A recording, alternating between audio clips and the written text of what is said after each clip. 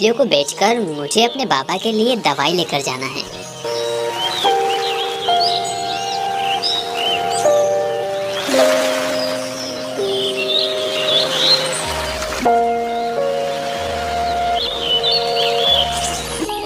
लगता है कोई बड़ी मछली मेरे जाल में फंस गई है। इससे पहले कि वो मेरे जाल से छूट जाए, मैं जल्दी से जाल को खींच लेता हूँ।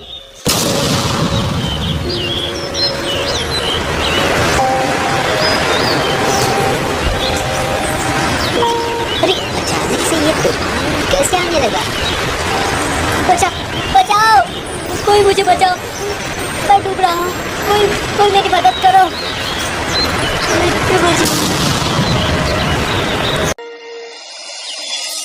हरीशपुर नामक गांव में एक मछुआरा रहता था जिसका नाम कुंदन है।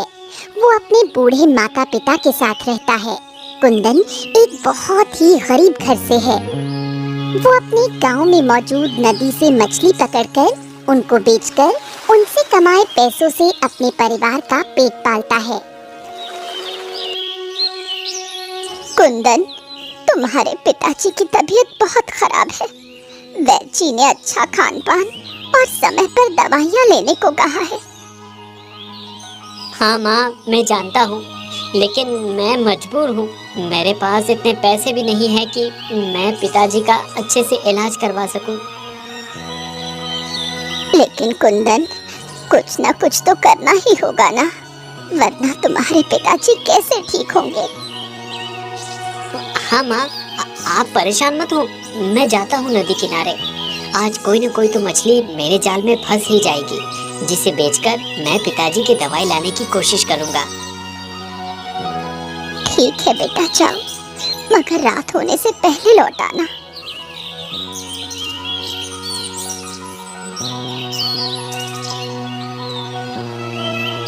अरे कुंदन, रुको, तुम ये खाने का डिब्बा रखना तो भूल ही गए। इसे अपने साथ लेते जाओ, पता नहीं तुम्हें वहाँ कितना समय लगे। ठीक है माँ, लेकिन मैं जल्द ही वापस आने की कोशिश करूँगा।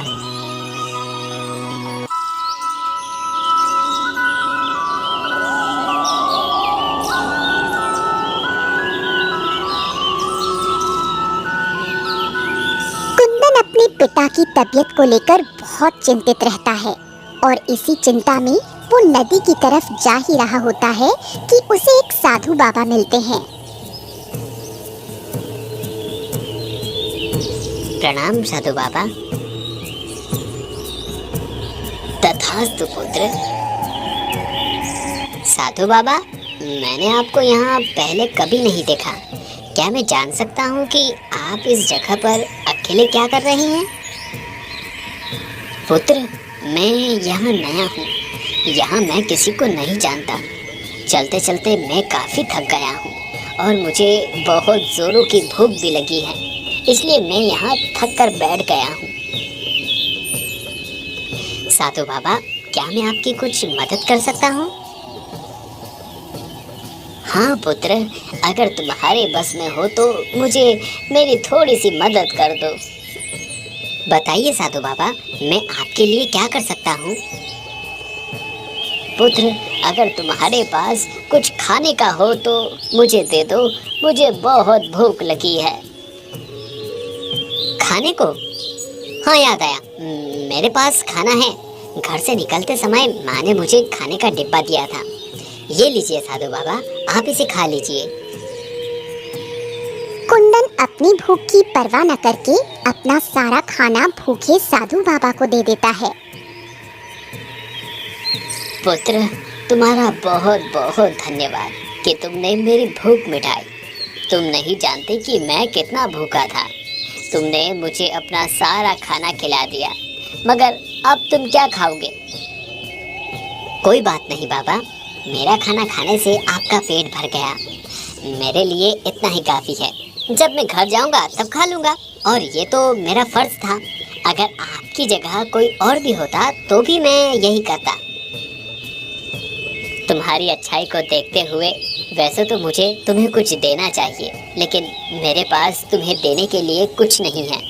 इसलिए मैं तुम्हें आशीर्वाद देता हूँ कि आने वाले समय में तुम बहुत धनवान हो जाओगे। धन्यवाद साधु बाबा, अब मैं चलता हूँ। कुंदन साधु बाबा का आशीर्वाद लेकर वहाँ से चला जाता है।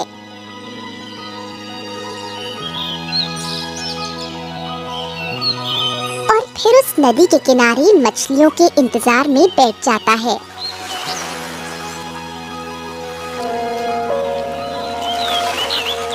मुझे यहाँ बैठे कितनी देर हो गई है, लेकिन अभी तक एक भी मछली मेरे हाथ नहीं लगी। अब मैं क्या करूँ? अब तो शाम होने वाली है और मुझे बहुत भूख भी लग रही है। अगर मेरे पास खाना होता तो मैं कुछ देर और इन मछलियों का इंतज़ार कर लेता, लेकिन मुझे कुछ ना कुछ करके इन मछलियों को तो पकड़ना ही होगा, वरना मैं पिताजी के लिए दवाई कैसे लेकर जाऊंगा। और माँ ने मुझसे कहा था कि अंधेरा होने से पहले मैं घर वापस आ जाऊं। कुंदन नदी के किनारे बैठे बैठे अपने माता पिता की कही हुई बातों को सोच ही रहा था कि अचानक से उसके जाल में एक मछली फंसती है। अरे वाह, लगता है मेरे जाल में मछली फंस गई है। एक काम करता हूँ, जल्दी से इसको बाहर निकाल लेता हूँ, वरना कहीं ये मेरे जाल से फिर से न निकल जाए। कुंदन मछली को निकालने के लिए जैसे ही हाथ बढ़ाता है, वैसे ही वो मछली उसके जाल से छूटकर पानी में गुम हो जाती है और कुंदन फिर से मायूस हो जाता है। अब मैं क्या करूं? इतनी मुश्किल से तो एक मछली मेरे हाथ आई थी, वो भी मेरे जाल से छूट गई।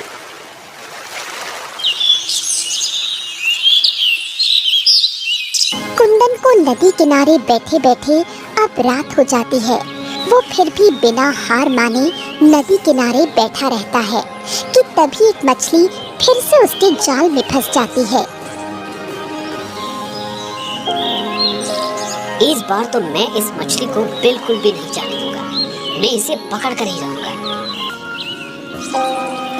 कुंदन उस मछली को पकड़ने की कोशिश कर ही रहा था कि अचानक से एक बहुत भयानक तूफान वहां आ जाता है।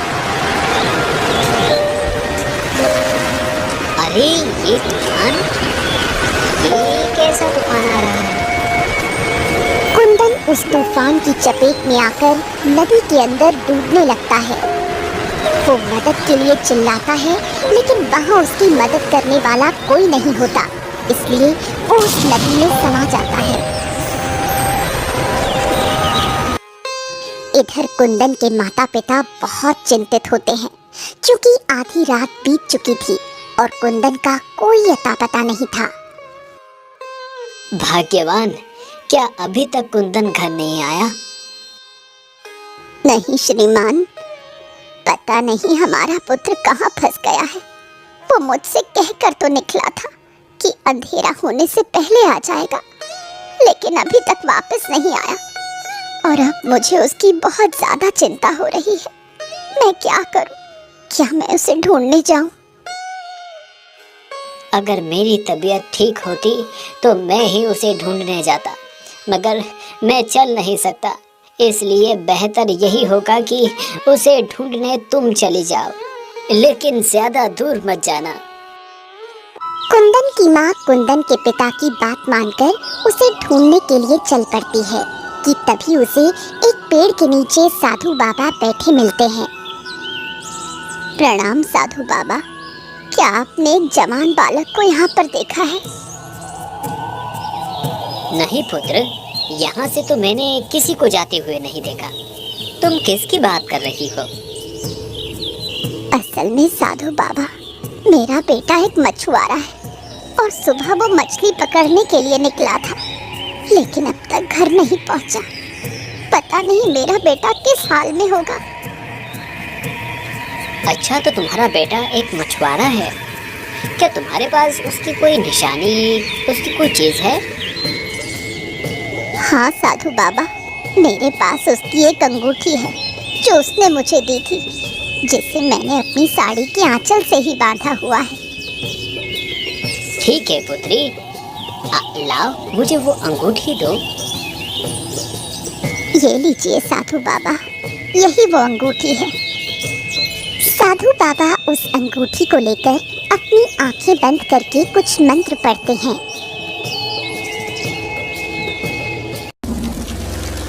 नदी में डूबकर कुंदन मरता नहीं है, बल्कि किसी दूसरी दुनिया में पहुंच जाता है। अरे ये मैं कहाँ गया हूँ? और यहाँ इतना सारा खजाना, ये कौन सी दुनिया है? अब मैं कैसे अपनी दुनिया में वापस जाऊंगा? मुझे तो अपने पिताजी के लिए दवाई भी लेकर जानी थी। अब यहाँ पर मेरी मदद कौन करेगा? कुंदन अभी अपने मन में ये बात सोच ही रहा होता है कि तभी उसे वहाँ पर एक जल परी नजर आती है और कहती है,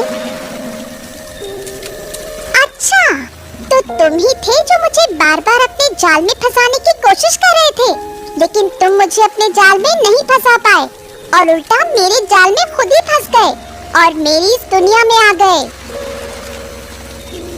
तुम कौन हो और यहाँ क्या कर रही हो? मैं जल परी हूँ और ये मेरी दुनिया है। मैंने तुम्हें अपनी इस दुनिया में कैद कर लिया है और अब तुम मेरी इजाजत के बिना यहाँ से आजाद नहीं हो सकते। नहीं नहीं, मैं यहाँ नहीं रह सकता। मुझे मेरे परिवार के पास जाना है। मेरे माता पिता मेरा इंतजार कर रहे होंगे, उन्हें मेरी जरूरत है। तुम चाहे कितने भी बहाने बना लो, अब तुम यहाँ से नहीं जा सकते। तुम अब मेरी कैद में रहोगे, हमेशा हमेशा के लिए। नहीं, तुम ऐसा नहीं कर सकती। मैं ऐसा कर सकती हूँ और मैं ऐसा ही करूँगी। जब तुम नदी किनारे बैठकर अपने मन में बातें कर रहे थे, तभी मैंने सोच लिया था कि मैं तुम्हें अपनी दुनिया में लेकर आऊंगी। पर मैंने तो तुमसे नहीं कहा था कि तुम मुझे अपनी दुनिया में लेकर चलो। फिर तुमने मुझे अपनी दुनिया में क्यों जबरदस्ती शामिल किया? मेरी मर्जी, मैं चाहे जो करूं। देखो, तुम तो गरीब भी हो और यहाँ पर बहुत सारा खजाना है। तुम्हें इस खजाने की जरूरत भी तो थी। पर मैं इन सब खजाने का यहाँ पर क्या करूँगा? बात तो सही है, लेकिन फिर भी ये सारा खजाना तुम्हारा है।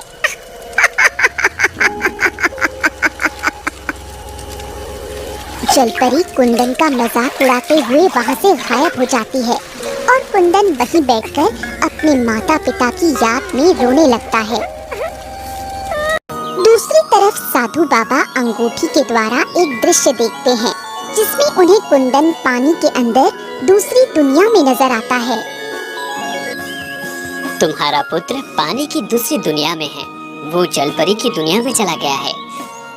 लेकिन साधु बाबा, मैं अपने बेटे को उस दुनिया से कैसे निकालूंगी?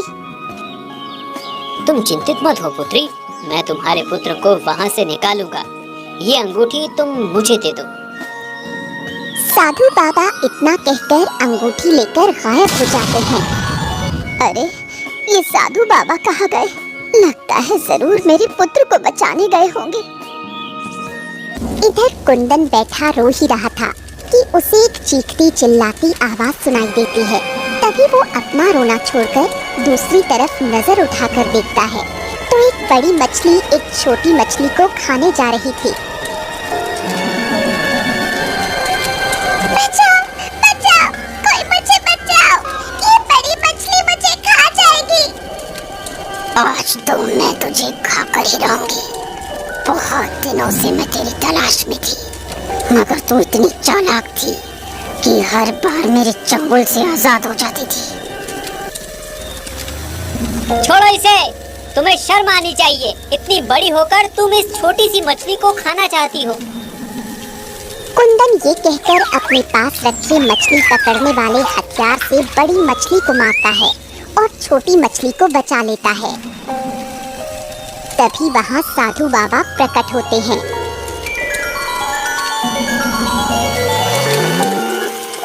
प्रणाम साधु बाबा। बाबा आप यहाँ?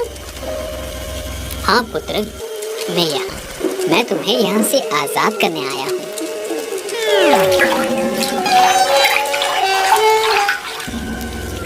हे तपस्वी, आपको मेरा प्रणाम। आप यहाँ क्या करने आए हैं? जलपरी, मैं इस बालक को तुम्हारी कैद से आजाद कराने आया हूँ। पर तपस्वी, आप कुंदन को यहाँ से क्यों आजाद करने आए हैं? क्योंकि कुंदन एक सच्चा, ईमानदार और लोगों की मदद करने वाला इंसान है, इसलिए मैं इसे यहाँ से आजाद करने आया हूँ। उसके माता पिता को उसकी जरूरत है।